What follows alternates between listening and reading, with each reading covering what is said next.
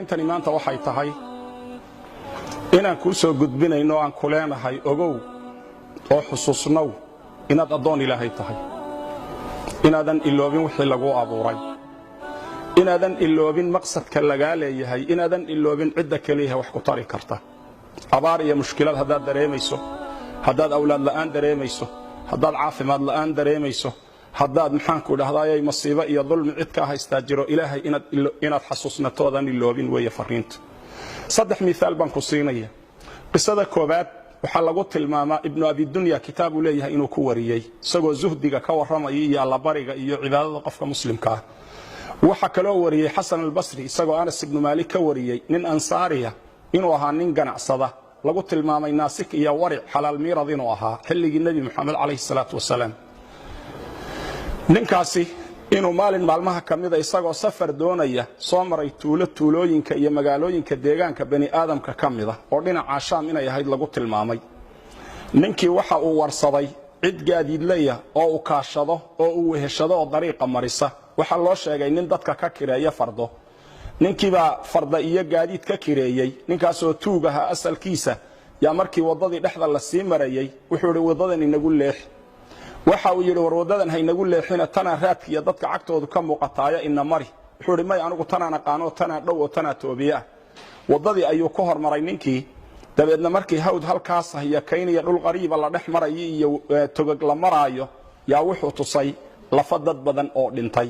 waxa uu ku yiri intaasoo aadama ah aniga ayaa dilay waxaana u qoonsaday inaan furto oo sidaan adiga maanta qaadicu dariiqa kuugu ahay aan maalkaaga iyo dhiigaaga banaysto wuxuu ku yiri maalka iska qaado laakiin dhiigayga ii badbaadi awlaadaydii iyo ehelkayga aanu noqdo hooyaday baa kaligay dhashay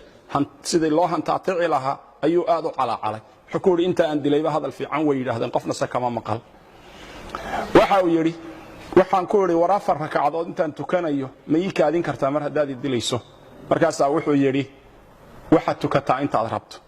waxa uu yiri waxaan bilaabay salaad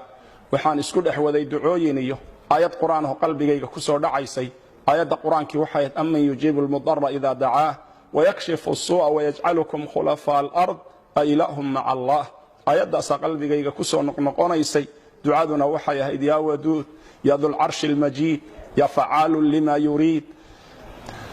ducooyinkaas ayu akhriyay aghithni ya mughith wa aghithni bi ku'al ali ducada markuu akhriyay ya rakacadihiisa ku dhex jiray yaa wuxuu lusku la hortaagnaa warankii uu ku dili lahaa ayuu la hortaagnaayo dhaqso ayuu lahaa wuxuu u jeeday ninkii oo durbadiiba xagga dambe jaleecay oo dhinaca fiiriyay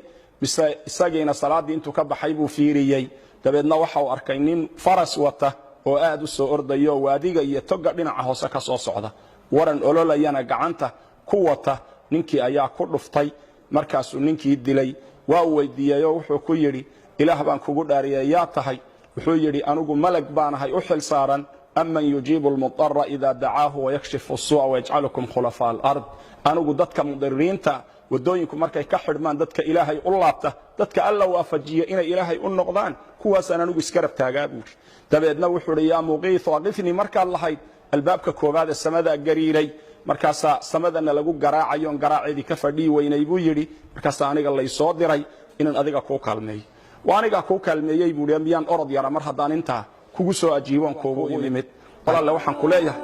kuma amrayo waxaan ka dalbayaa si naxariisa shariidka kooban oo ayadaha quraanka iyo xadiiska iyo qisaska islaamiga ku duuban yihiin cid aad gaarsiin karto dhan gaarsii inta kuugu jirto dhan la sheer galay